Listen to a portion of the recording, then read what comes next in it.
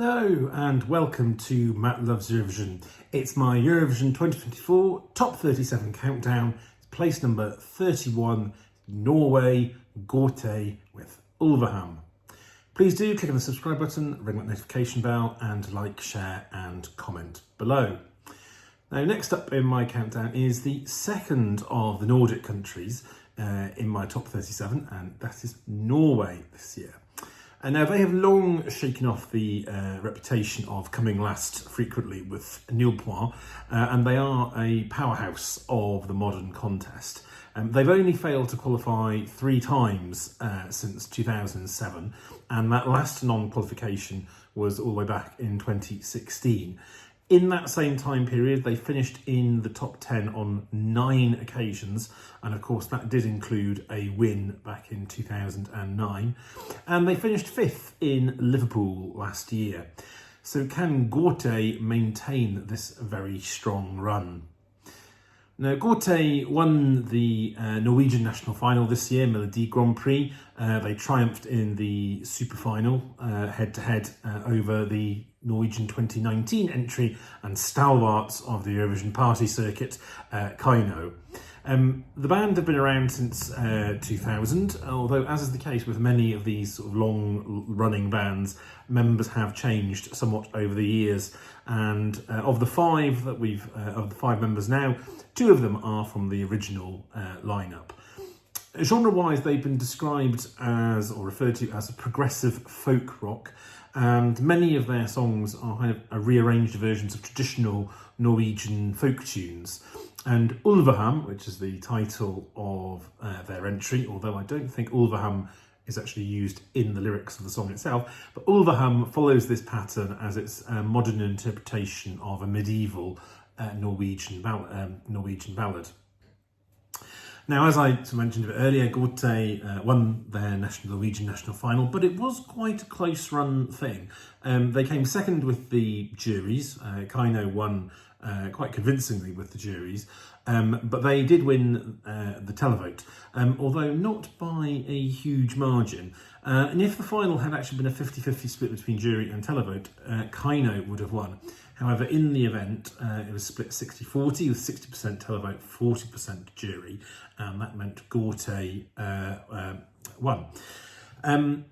It did require a bit of readjustment between the semi-finals and the final, though, because the lyrics were based directly on the 1,000-year-old medieval ballad, and that fell foul of EBE rules, which says you can't do that.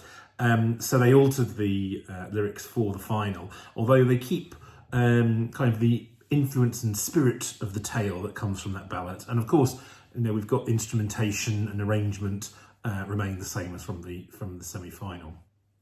Now, it's very clear from my placing that this isn't one of my favourites, but it's just, I can't be any clearer, I can't be more honest than that. It's just not something I enjoy listening to particularly, and I have tried, I really have. But I do appreciate and understand kind of the authenticity and the quality of the song and the performance. And my husband, who is much more of a fan of this sort of music, is very impressed with the lead singer's vocals. He's really, really impressed with those. So especially when she goes into those big high notes in the chorus.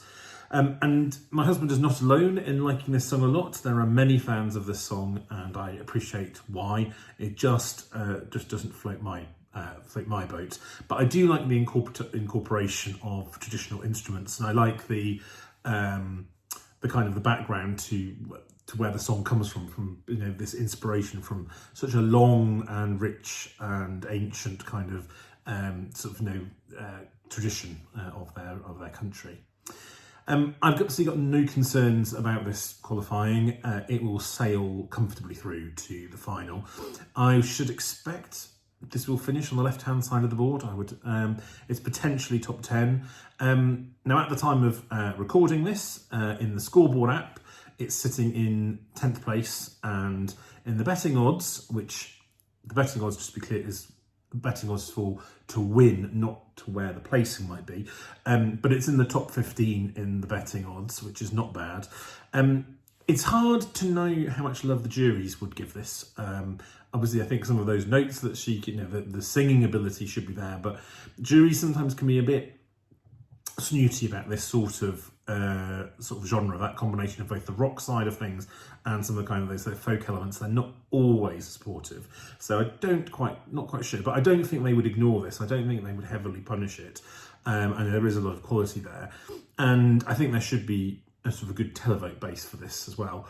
Now, while I think it falls outside the contenders to win, I think it's just outside that sort of sizable group of potential contenders. I don't think it's quite there. However, I do think this is almost guaranteed another good result for Norway. But what do you think? What do you think of the song and the performance? What do you think about its chances at Eurovision? Do you think it could win? As always, let me know in the comments, and we'll take care and see you soon.